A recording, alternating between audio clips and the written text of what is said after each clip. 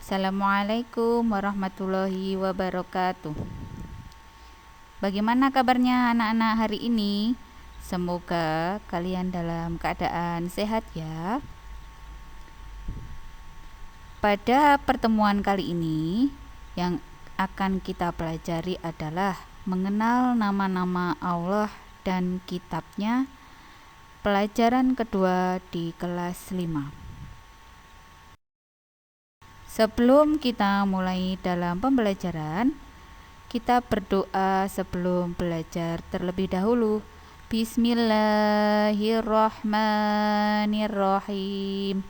Raditu billahi robba wa bil islami dina wa bi muhammadin nabiyya wa rasulah. Rabbi zidni ilma warzuqni fahma. Amin. Selanjutnya, mengenal Allah. Allah memiliki 99 nama yang indah, yang sering disebut dengan Asmaul Husna. Keseluruhan Asmaul Husna menunjukkan keagungan Allah yang tidak dapat dibandingkan dengan makhluk yang lain.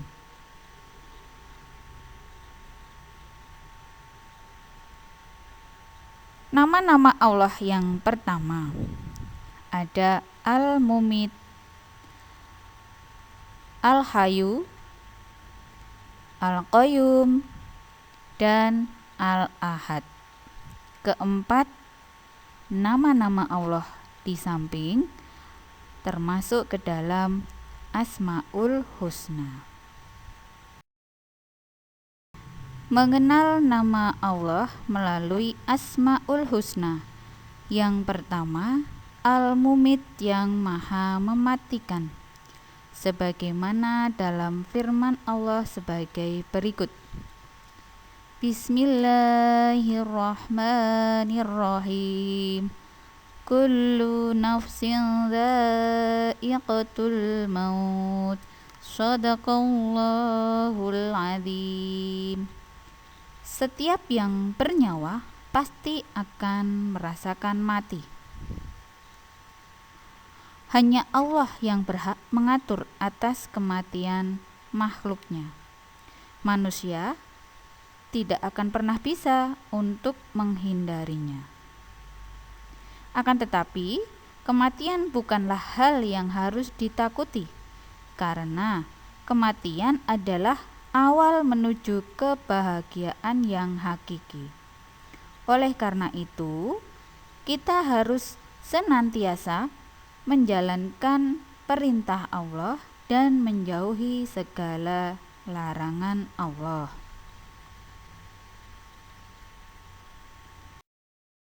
Kemudian yang kedua ada Al-Hayyu yang maha menghidupkan. Allah Subhanahu wa ta'ala yang memberi hidup kepada makhluknya. Hidup dan mati ada dalam kekuasaan Allah.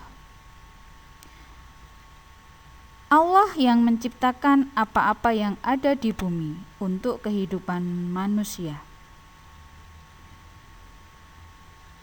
Seperti contoh, orang yang sedang sakit. Dengan kehendak Allah, maka orang yang sedang sakit tersebut akan diberikan kesempatan untuk hidup di dunia ini dalam waktu yang lebih lama. Kemudian, ada pula yang badannya terlihat sehat bugar, dalam waktu tertentu tiba-tiba meninggal, entah karena sakit jantung atau tidak ada penyebab yang lain. Hanya Allah yang mengetahui hidup dan mati makhluknya. Kemudian yang ketiga ada Al-Qayyum yang maha berdiri sendiri. Allah mengajarkan kepada manusia agar hidupnya tidak selalu bergantung kepada orang lain. Dalam firman-Nya, Quran Surat Ali Imran ayat kedua. Bismillahirrahmanirrahim. Allahu la ilaha illa huwal hayyul qayyum. Yang artinya, Allah tidak ada Tuhan yang berhak disembah melainkan Dia, yang hidup kekal, lagi terus-menerus mengurus makhluknya. Selain itu, Allah mengajarkan kepada kita agar selalu hidup mandiri, seperti contoh, merapikan tempat tidur sendiri, kemudian mengambil makanan sendiri, menyiapkan pakaian dan peralatan sekolah sendiri.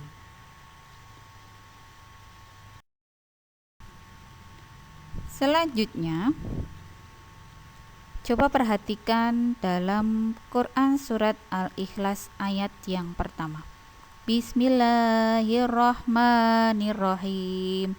Qul huwallahu ahad. Sadaqallahul azim. Yang artinya, Dialah Allah yang Maha Esa.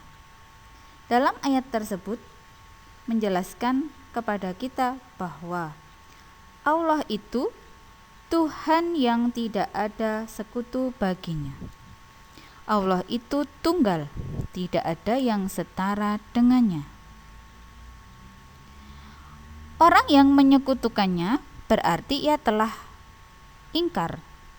Perbuatan tersebut disebut dengan syirik. Orang yang berbuat syirik akan mendapatkan dosa yang besar. Seorang yang beriman kepada Allah, maka dia menghambakan dirinya hanya kepada Allah. Al-Ahad atau yang Maha Esa.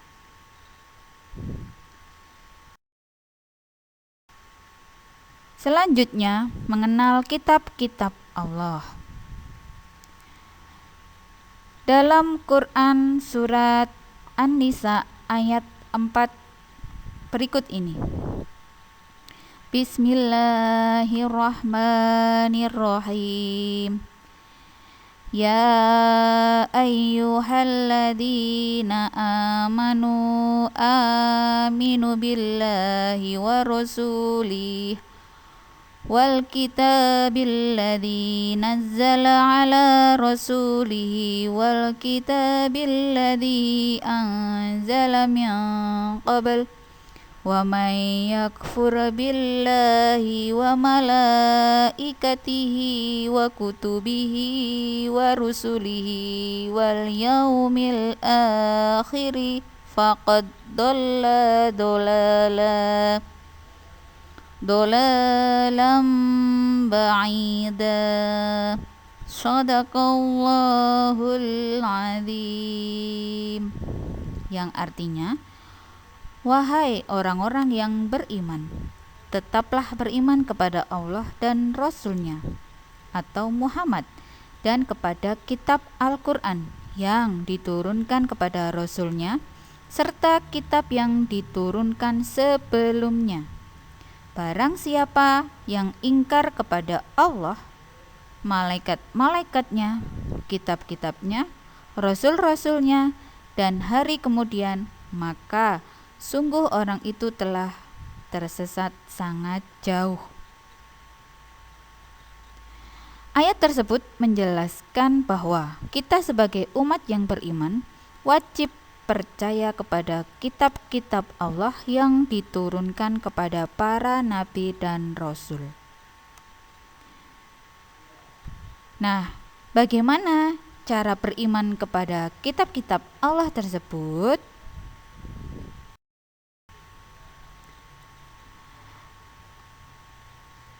Allah telah menurunkan firman-Nya melalui kitab kepada para nabi dan rasul sebagai petunjuk bagi umat-Nya dalam menjalani kehidupan di dunia ini. Adapun kitab-kitab yang diturunkan oleh Allah, yaitu yang pertama, ada kitab Taurat yang diturunkan kepada Nabi Musa alaihi salam di Bukit Tursina di daerah Mesir dengan menggunakan bahasa Ibrani. Kitab tersebut berisi pedoman hidup bagi kaum Nabi Musa, yaitu Bani Israel. Selanjutnya, yang kedua yaitu kitab Zabur. Kitab Zabur diturunkan kepada Nabi Daud alaihi salam. Diturunkan di wilayah Yerusalem atau Israel dengan menggunakan bahasa Kipti. Kitab Zabur berisi tentang puji-pujian kepada Allah Subhanahu wa Ta'ala.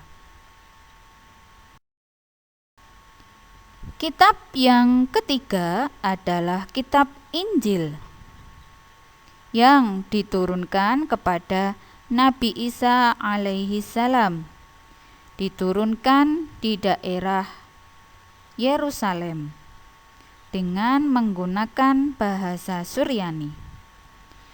Kitab Injil berisi tentang perintah untuk mengesahkan Allah Subhanahu wa Ta'ala. Selanjutnya, kitab Al-Quran yang diturunkan kepada Nabi Muhammad Sallallahu Alaihi Wasallam. Kitab Al-Quran menggunakan bahasa Arab.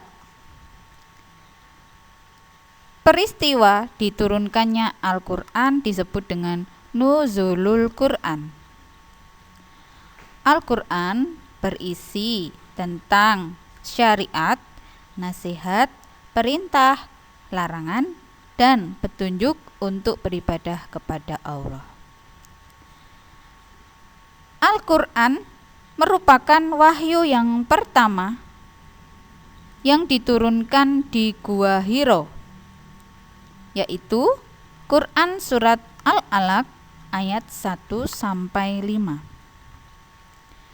Al-Quran diturunkan melalui perantara malaikat Jibril secara berangsur-angsur, yaitu selama 22 tahun, 2 bulan, 22 hari. Al-Quran merupakan kitab suci yang terakhir. Kitab ini merupakan penyempurna kitab-kitab sebelumnya sebagai pedoman bagi umat manusia seluruhnya. Al-Quran terdiri dari 30 juz, 114 surat, 6.236 ayat.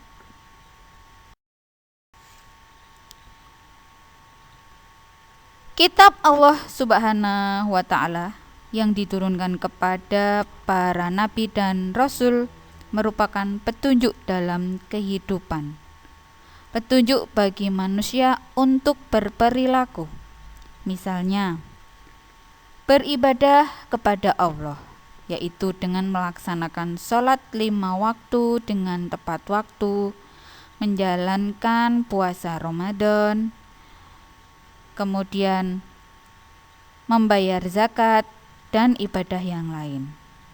Yang kedua, berbuat baik kepada sesama manusia, terutama kepada orang tua, ayah dan ibu di rumah, yang telah mendidik dan merawat kita sejak kita kecil hingga sekarang.